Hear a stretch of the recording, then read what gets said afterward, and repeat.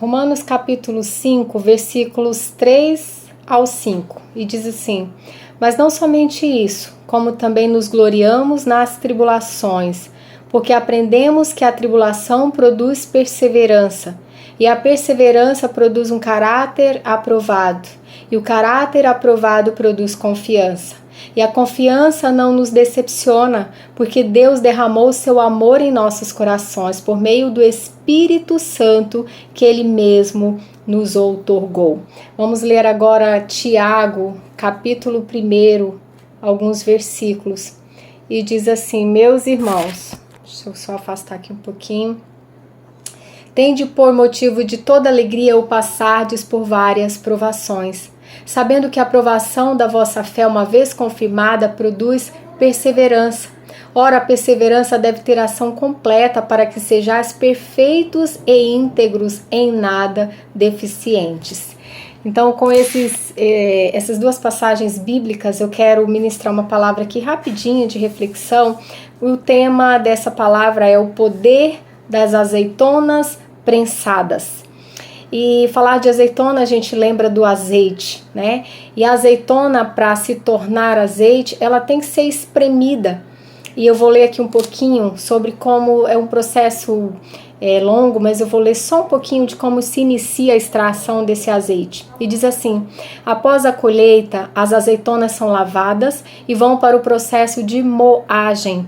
Folhas e galhos são retirados e descartados. As azeitonas são trituradas, polpa e o caroço juntos, formando uma pasta oleosa. Nessa etapa, é importante minimizar ao máximo a fermentação da azeitona, por isso esse processo deve ser feito em até 24 horas. Então, o título dessa mensagem, a gente exatamente vai pensar um pouquinho sobre a prensa, né, sobre o aperto, sobre a dificuldade, sobre a tribulação. E nesses versículos, nessas passagens, né, dos livros aqui de Romanos e de Tiago, a gente lê sobre o lado bom de se ter uma tribulação, o lado positivo da gente passar por uma luta. E a gente para e pensa assim: cadê o lado bom disso, né? Quem disse que a gente fica feliz quando está passando por uma luta? É normal que a gente reclame, que a gente fique com raiva, que a gente perca a fé. É normal para o mundo. Mas segundo a palavra de Deus, não. Porque aquilo que está dentro de nós, aquilo que habita dentro de nós é que vai determinar se a gente anda de acordo com os padrões bíblicos ou de acordo com as influências do mundo, com o natural, aonde nós estamos envolvidos, com a situação na qual a gente está inserido. E essa nossa essência, ela muitas vezes vai mostrar aquilo que a gente não queria, ou para mostrar o que a gente queria, muitas vezes a gente vai camuflar, a gente vai fingir, a gente não vai falar a verdade, porque nem sempre a gente quer que a nossa verdadeira essência apareça. Mas para que o Senhor possa reinar dentro de nós, a gente precisa abrir a portinha desse nosso coração e a gente precisa deixar que o Espírito Santo de Deus ele venha para dentro de nós para ser a nossa verdadeira essência, para que ele seja a nossa verdadeira identidade, para que ele possa refletir em nós o valor da palavra, porque a palavra de Deus nos valida. A palavra de Deus ela é o nosso norte, ela é a nossa bússola. E se eu vivo a minha vida dizendo que eu acredito em Deus, mas eu não pratico a palavra, eu não estou de fato sendo cristã de verdade. É a palavra quem diz, né? Se a gente ama Deus de verdade, se a gente ama Jesus, a gente deve andar como ele andou. E como ele andou na terra? Como foi a vida dele aqui na terra? Foi cumprindo a palavra. Ele não veio para invalidar a lei, ele veio para cumprir a lei, mas ele vem cumprindo a lei aplicando o amor, aplicando o arrependimento. Quando Jesus ele vem do deserto, ele vem para pregar essa mensagem, uma mensagem de amor. Mas como a gente vai receber o amor se a gente está cheio da gente mesmo? A gente está cheio das nossas próprias decisões, das nossas próprias escolhas, das nossas próprias verdades. E para a gente ser cheio do Espírito Santo, a gente tem que esvaziar o nosso interior. Esvaziar das nossas teorias que nem sempre estão alinhadas com a vontade de Deus. E a vontade de Deus, ela é a melhor, ela é perfeita, ela não erra, ela não falha. Por isso que tanto o livro de Romanos como o de Tiago diz que a tribulação, ela vai produzir tudo que é bom dentro de nós. Tiago diz assim, olha, se alegrem, tenham motivo de alegria quando passardes por tribulação. E ele vai dizendo ali o que a tribulação vai produzir para aquelas pessoas que têm dentro de si a porção do Espírito Santo, que tem dentro de si a influência do céu. A cultura que rege essa pessoa não é a cultura onde ela está inserida, mas a cultura que está inserida dentro dela, que é a cultura do céu, que é a palavra que governa o céu. Qual que é a palavra que governa o céu? A de Deus, a melhor, né? Tanto é verdade que a gente pode imaginar lá atrás o que Deus preparou para mim, para você, um paraíso, uma vida maravilhosa, uma vida sem tribulação, uma vida sem agonia, sem tormentos, uma vida sem tristeza, uma vida sem lutos. Mas o homem escolheu encher-se de si mesmo e ele escolhe o caminho do mal.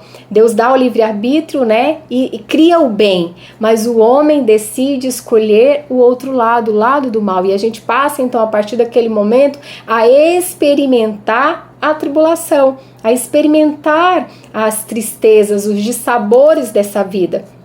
Mas como Deus, ele não muda os seus atributos, e o que ele fez é para dar certo, então ele levanta o Redentor, Jesus Cristo, né, para nos trazer de volta a esse paraíso.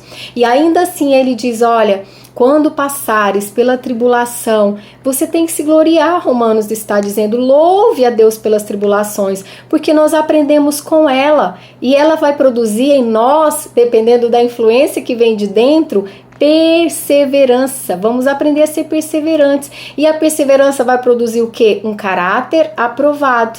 E o caráter aprovado produz o quê? Ele produz confiança. E a confiança não nos decepciona. Aleluia. Porque Deus derramou seu amor em nossos corações por meio do Espírito Santo que Ele mesmo nos outorgou. Nós precisamos de confiança, né? Somos seres humanos às vezes tão frágeis, tão inseguros. Quando a gente diz assim, eu tenho fé, mas a gente vai mostrar essa fé em obras, a fé tá fraca, a fé tá pouquinha, o Espírito Santo tá um pouco fraco dentro de nós. Por quê? Porque a gente não entendeu o que é viver norteado pela palavra, o que é ter os olhos direcionados pelo Espírito Santo, e aí tá tudo aqui fora acontecendo mesmo, a nossa realidade tá difícil mesmo, mas eu vou começar a ter alegria, porque eu tô aprendendo alguma coisa com essa prensa, eu tô me tornando, no lugar de uma azeitona com caroço, eu vou produzir de dentro de mim o azeite. E o azeite fala da presença de Deus. O azeite fala dessa reserva maravilhosa que nós precisamos ter no nosso dia a dia. Fala de vida de Deus. O azeite é natural, ele produz aí tantas curas, né? Tantos benefícios para o corpo. E o azeite espiritual produz essa alegria no meio da tristeza, a alegria que o mundo não tem para nos dar, uma paz que o mundo não pode nos oferecer porque ele não tem. E aí nós vamos conseguir ser esse azeite que tanto eu preciso para mim mesma, como eu preciso para oferecer para as pessoas que estão ao meu redor. Então, falar dessas duas palavras é falar de decisão, né? Poder da decisão. Então, eu decido o que eu quero sentir e o que eu quero aprender com a tribulação. Ou eu continuo nesse caminho de reclamação, nesse caminho de negatividade, de pessimismo, ou eu decido me levantar, né? Porque cair a gente vai cair, é natural, é o ser humano em crescimento. Mas o que eu faço com a queda? Eu permaneço no chão, eu permaneço me lamentando, ou eu tomo o poder da decisão e eu decido me levantar. E eu decido olhar para essa situação e procurar qual o efeito bom dela para mim. Qual é o aprendizado que eu tenho com isso? Não veio para me matar, com certeza não. Senão eu estaria morta. A morte vai chegar de qualquer forma para a gente, mas não é com esse problema. Então eu quero deixar para vocês aqui 4 decisões que a gente pode tirar da nossa prensa. tirar dessa azeitona que está sendo espremida. E a primeira delas, decida não perder nem mais um dia da sua vida sendo infeliz. Não dá para ser infeliz todo dia. Dá para ser feliz se você quiser todo dia. Dá para você mudar os seus olhos em relação a isso que você está vivendo, em relação àquela decisão que você precisa tomar. Dá para você ser feliz dentro da sua casa. Dá para você ser feliz com o seu trabalho. Dá para você ser feliz com o seu cônjuge. Dá para você ser feliz nos seus estudos. Dá para você ser feliz com os seus filhos. Dá para você ser feliz mesmo com essa doença. Dá, porque tem que decidir aqui dentro. A segunda decisão: decida não culpar ninguém pelos seus problemas. A culpa não está do lado de fora, a culpa está aqui dentro de nós. A resposta também está dentro de nós, porque Deus, Ele já liberou nas regiões celestiais toda sorte de bênçãos. As respostas já estão disponíveis, mas onde eu vou encontrar? Dentro de mim, aos pés de Jesus, descendo para encontrar a presença de Deus. Quando a gente fala de descer, não é só orar de joelhos, mas é descer no nosso orgulho, no nosso egoísmo, nos nossos achômetros, é descer se arrependendo, é descer quebrando o orgulho e deixar que Cristo reine dentro de nós. E aí a gente vai parar de liberar tanta força, extrair tanta força de nós, sabe, para dizer que o outro é o culpado, que o governo é o culpado, que a situação é o culpado. Eu posso viver em paz se eu decidir aqui dentro. Eu não culpo mais ninguém, eu culpo a mim mesma, porque sou eu que estou vivendo as mesmas atitudes, sendo que eu já tinha que ter aprendido coisas novas, porque o Pai está querendo me levar para níveis mais altos. A segunda decisão: decida que só depende de Deus e de você. Não tem terceiros na história. Então, quando você decide não culpar mais ninguém, aí você decide, para resolver o problema, eu tenho Deus e eu tenho a mim mesma. Então eu posso vencer e eu posso transformar essa situação difícil num grande testemunho, porque o Espírito Santo habitando dentro de você, ele não pode ficar contido. O Evangelho, ele é multiplicação. Então você vai começar a produzir vida com seu testemunho, ao invés de um testemunho, de uma tristeza, de uma lamúria. Você vai ter uma história forte, convincente, poderosa para dividir com outras pessoas.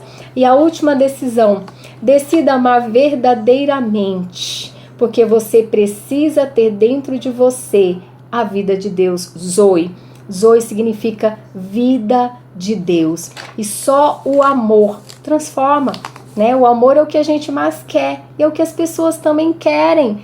Então eu só posso dar aquilo que eu tenho, a pessoa só vai me dar aquilo que ela vai ter. Então eu preciso decidir amar. É o amor que importa.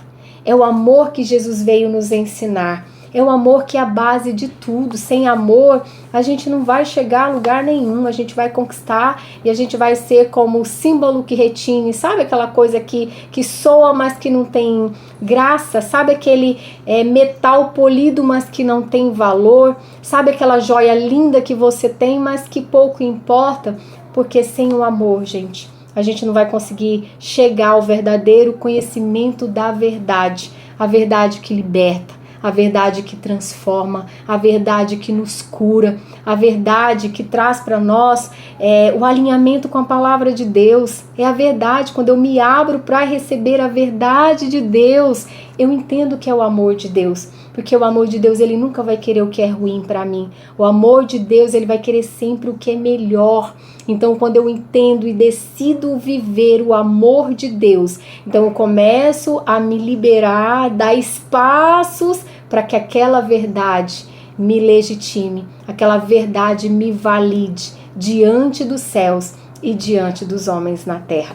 Que Deus te abençoe, que você seja o azeite mais precioso que a sua família precisa, o azeite mais precioso que a terra precisa, que você se torne, você se transforme naquela pessoa que Jesus acredita que você pode ser. Um beijo no seu coração, Deus te abençoe.